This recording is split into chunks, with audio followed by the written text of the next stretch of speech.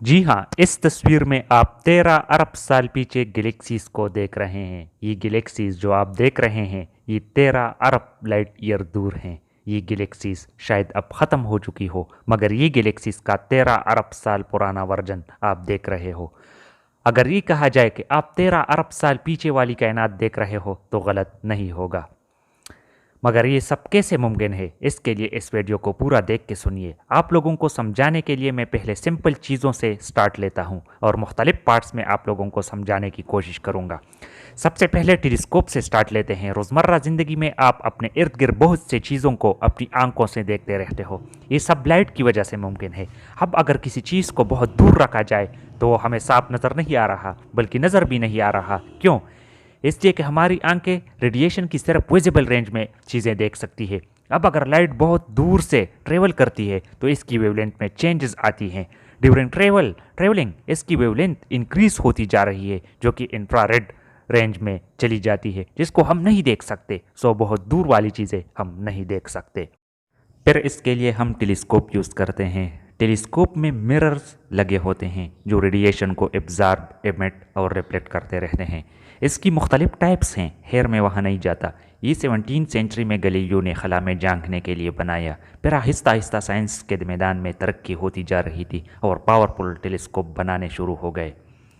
19वीं सेंचुरी में Hubble telescope खला में भेजा गया, जो 12.5 बिलियन ईयर्स माजी में कायनात के बारे में हमें मालूमात दे रहा था और अभी तक दे रहा है।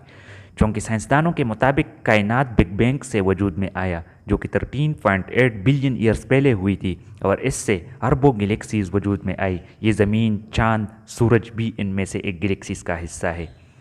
तो अब साइंसदान 13.8 अरब साल पीछे माजी में देखना चाहते हैं कि आया बिग बैंग वाकई 13.8 बिलियन ईयर्स पहले हुआ था। अगर नहीं हुआ था तो और क्या और कब हुआ। इसके लिए 30 सालों के एक तवील अरसे में साइंसदानों ने 10 अरब डॉलर के खतीर रकम से जेम्स वेब टेलीस्कोप बनवाया, जो 13.5 बिलियन साल माजी में देख सकता है, यानी बिग बैंग के चंद करोड़ों साल बाद। हबल ज़मीन से 570 किलोमीटर दूर खला में डिफ्लेक्ट किया हुआ है, जबकि जेम्स वेब 15 लाख किलोमीटर दूर। जेम्स वेब टेलीस्कोप 25 दिसंबर 21 को फ्रेंच गयाना से आर्यन 5 रॉकेट के जरिए खला में लॉन्च किया गया था। चूँकि James Webb telescope -200 Celsius temperature से नीचे टेम्परेचर में फंक्शनल होता है, तो इतने कम टेम्परेचर को पाने के लिए इसे एक ऐसे पॉइंट पर डिफ्लेक्ट करना था जहां सूरज की रोशनी न हो, क्योंकि सूरज की रोशनी से ही हीट अप होता है और इस तरह काम करना छोड़ जाता है। तो इस मसले को हल करने के लिए इसे L2 लैग्रैंज पॉइंट पे फिक्स किया गया, जहां ज़मीन इसको शील्ड करती है और सूरज की रोशनी से बचा के रखती है। जेम्स वेब टेलीस्कोप ज़मीन के साथ साथ सूरज के इर्द गिर्द ऑर्बिट करता रहता है और इस तरह ज़मीन सनशील्ड का काम करके सूरज की रोशनी टेलीस्कोप पर पड़ने नहीं देती। अब आते हैं कि जेम्स वेब कैसे 13.5 बिलियन ईयर्स माजी में देखता है। यहाँ मैं एक सिंपल एग्जांपल दे रहा हूँ, पहले इसको समझने की कोशिश करें। लाइट की स्पीड 1,86,000 माइल पर सेकंड है, यानी एक सेकंड में तकरीबन 3 लाख किलोमीटर सफ़र तय करती है। अब आते हैं सूरज पर। सूरज की रोशनी हम तक तकरीबन 8 मिनट में पहुंचती है। इसका मतलब आप जिस सूरज को देख रहे हो, ये सूरज का 8 मिनट पुराना वर्जन है।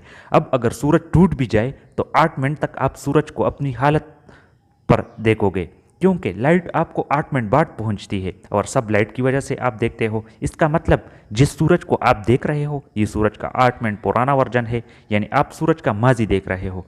अब अगर एक सितारा या कोई भी गैलेक्सी सूरज से दूर हो तो इतना टाइम भी ज़्यादा लेगा लाइट हम तक पहुंचने में। अब सूरज के बाद सबसे करीब सितारा अल्फा सेंटोरी है, जिसकी रोशनी हम तक 4 साल बाद पहुंचती है। अब अगर आज हम अल्फा सेंटोरी को देख रहे हैं तो ये हम इसके 4 साल पिछले माजी को देख रहे हैं। इस वक्त ये कैसा देखता है, ये हमें 4 साल बाद पता चलेगा जब हम तक रोशनी पहुंचेगी। अब अगर आज ये सितारा तबाह हो जाए तो हमें 4 साल बाद पता चलेगा। लाइट एक साल में जितना फासला तय करती है, इसको 1 नूरी साल कहते हैं, यानी अल्फा सेंटोरी हमसे 4 नूरी साल के फासले पर है। اب یہی فینامنا ان گلیکسیز اور ستاروں پر اپلائی کریں جو ہم سے اربوں نوری سال کے فاصلے پر ہیں. یعنی جیمز ویب نے تصویر میں جو گلیکسیز دکھائے ہیں یہ ہم سے تقریباً 13 بلین نوری سال کے فاصلے پر ہیں. یعنی آپ جو تصویر میں دیکھ رہے ہیں یہ آپ 13 ارب سال ماضی میں دیکھ رہے ہو. شاید یہ گلیکسیز اب تباہ ہوئے ہوں، مگر آپ جو ورژن دیکھ رہے ہیں یہ 13 ارب سال پرانا ہے، کیونکہ اس کی روشنی ہم تک پہنچنے میں 13 ارب سال لگے ہیں. یہ سب جیمز ویب کی وجہ سے ممکن ہوا. یہ تاریخی لمحات ہیں کہ ہم اس کائنات کے 13 ارب سالہ ماضی میں دیکھ رہے ہیں کہ 13 ارب سال پہلے گلیکسیز اور ستاروں کے بننے کا عمل کس طرح تھا.